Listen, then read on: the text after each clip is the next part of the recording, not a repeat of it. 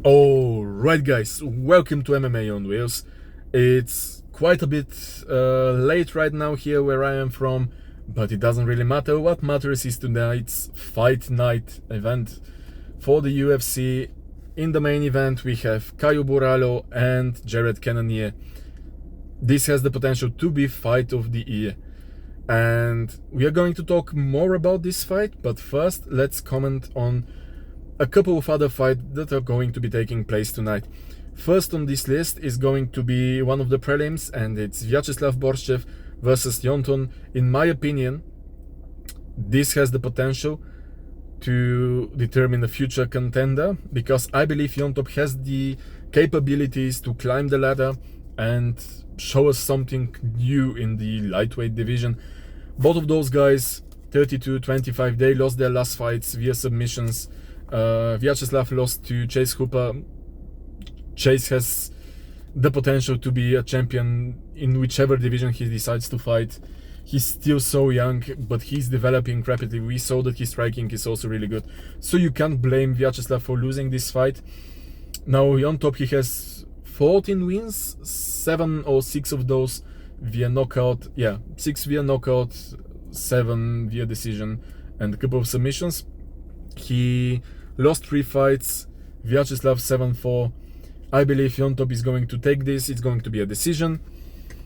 It has the potential to be a really interesting fight. I believe it's going to be a bit slower paced, but this is my pick for this fight. So let's move on. I have a list of fights that I want to comment on. Let's move on to the main event. And the first fight that I want to comment on is Edmen Shahbazyan versus Gerald Meerschaert. Okay, who's going to win this fight? In my opinion, Gerald takes it. It's going to be a submission win. We know he's the king of submission in the middleweight division. Maybe the other guy that can compete with him when it comes to submissions is Paul Craig, but I believe Gerald is going to win via submission. Shahbazyan used to be the new big thing. He was supposed to climb through the ladder, skyrocket, and fight for the title, win the title, and be the next, for example, Chris Weidman. It did not really happen that way. I think he had some sort of medical conditions that were stopping him. I'm not really sure what's going on with him right now, but he does still have the potential to be one of the future top 5 contenders, but I don't really think that it's going to be this year. Maybe next year. Maybe if he changes teams a little bit, works a bit on the cardio, he has amazing cardio, but I believe he needs to work a little bit more on it, get some muscles, be a bit stronger, then he will be a contender, and it's going to be really, really rough for some of those top 5 guys. In this case, Gerald wins. We know that he had a couple of bad fights, he had a couple of really amazing fights. For example, he lost to Hamzat in the first round via knockout. Then he made a comeback. He's always going to be like this. He's always going to make those comebacks when he loses, because he's so talented on the ground. He can submit everyone. So I'm taking him via submission. The next fight I wanna talk about, it's a fight in the welterweight division between Neil Magny and Michael Morales. So we have a 37 years old fighter and a 25 years old fighter. I know in those divisions, when you're over the age of 35, it gets really, really, really hard for you to be competitive against those young guys. It's not light heavyweight, it's not heavyweight or middleweight, as we can see with Jared Cannonier. He's a bit older, he's 40. But it's welterweight. Those guys, they're really, really talented, really, really quick, and they can do things that the heavier divisions can do. So age is really, really important in the welterweight division. In this case, I know we can't really count Neil Magny out, but in this case, we are having a future top contender fighting him against him, and I believe that Morales is going to win. It's going to be a decision. That's one of the options. It's always an option. But I have a feeling, a slight feeling, but he's going to win via knockout. It's going to be the end of the second round or the third round, but he's going to win via knockout, and I'm not really sure how new Magny's cardio is going to be in this fight, just because he's a bit older now. He's always been a talented fighter. You can put him against the top 5 guys. He always has the chance to win. But in this case, we have something new. A new kind of fighter. Really, really talented kid. So I'm going with Morales here. The next fight I'm going to speak about is Angela Hill and Tabatha Ricci. So, Angela said that she will try to get a title fight soon, if she wins. Does she win?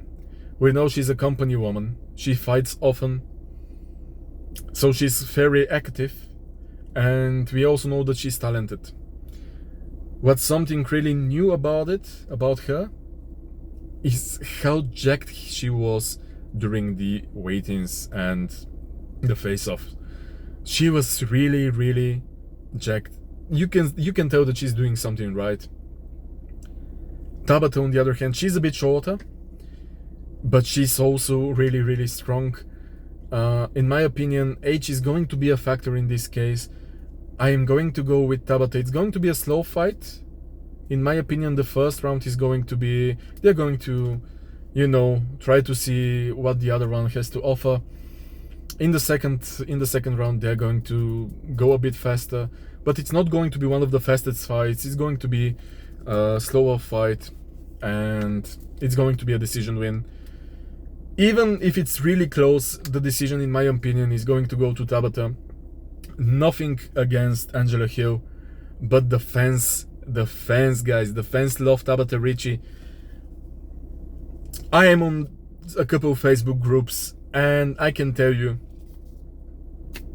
the fans think she's beautiful, and Dana and the UFC listen to the fans.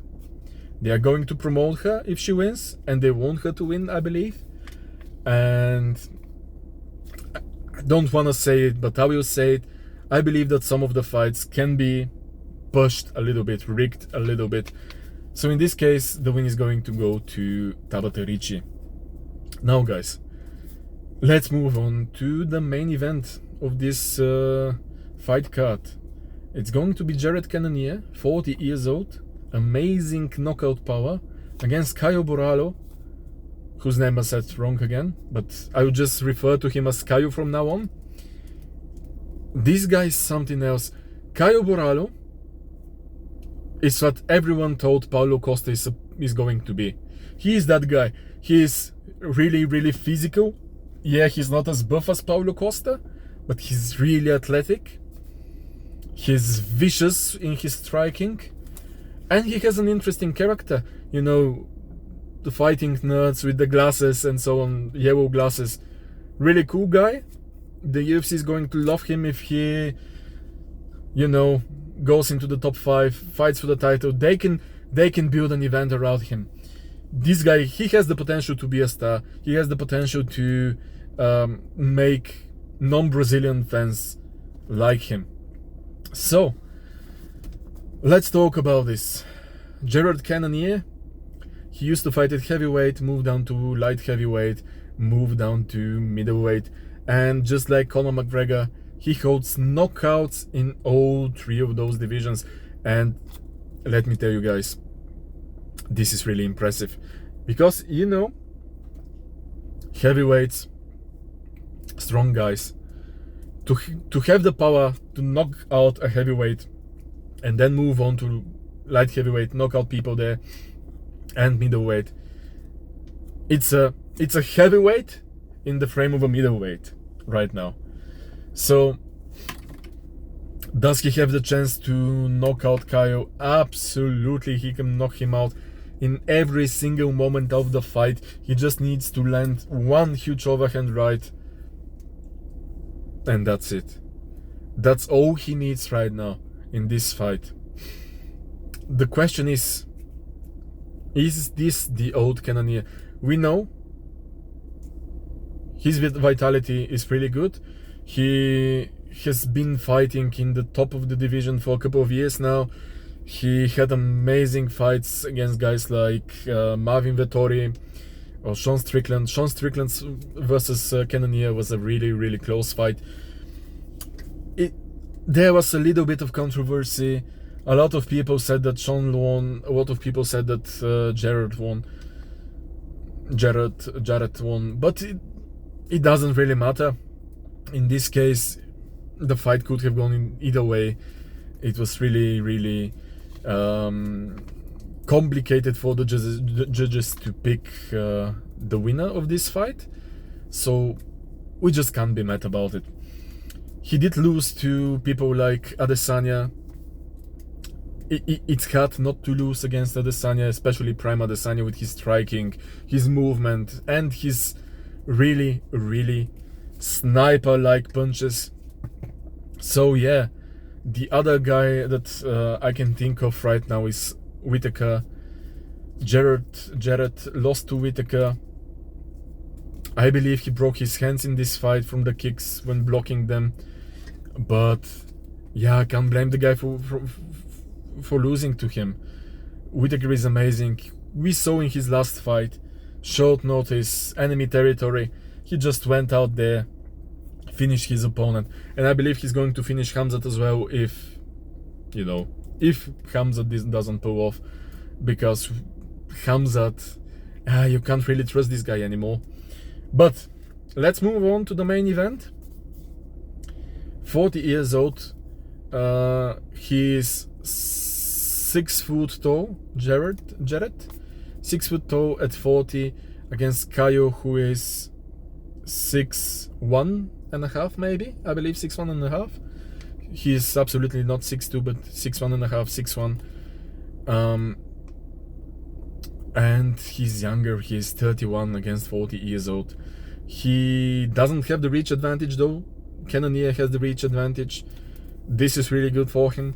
What I've seen Caio do, he often fights with his body like this and his chin a little bit higher up in the air, and this might be a problem for him because Jared Cannonier, as I said, he only needs one punch to knock you out, and it's lights out. Just one punch. We know that Caio can take a beating. He took some of Paul Craig's kicks. The technique was there. It was Paul has really, really worked on his technique when it comes to the kicks. The power wasn't there. So the question is, can he take the power of Cannonier? I believe that he might be able to roll with the punches and avoid taking 100% of the damage. But you never know what happens and what goes through the mind of a fighter during a fight. Each fight is different. Every opponent is different. The locations, everything can play a role here. In my opinion, Caio is the quicker fighter. He's more technical. And I believe that he stops Cannonier. I believe he stops him. It's not going to be a first or second round. Maybe the third round. Not going to be the fourth round. Third or fifth round stoppage for Caio Borralho. It's not going to be a submission. It's going to be a knockout. Caio is a Brazilian, but we saw that he prefers fighting on the feet. We can't really talk about the Paul Craig fight that he didn't want to go down because it's Paul Craig. Paul Craig can submit everyone. So that's understandable. I don't believe that Caio is going to try to submit Cannonier, but he might try to fight a little bit dirty in the clinch to avoid those power shots. In the clinch, if I'm Caio, I'm going to focus on the middle section of Cannonier, because I believe that this might be the way to win if they're fighting in the clinch. In the end, knockout, third or fifth round for Caio Borralho. Maybe I'm wrong, maybe I'm right. Share your thoughts in the comment section. Subscribe to the channel if you like the content. And if you like the video, like. Thank you again. Have a nice day or night, depending on where you are. Enjoy the fight night today. And See you next time, guys. Bye bye.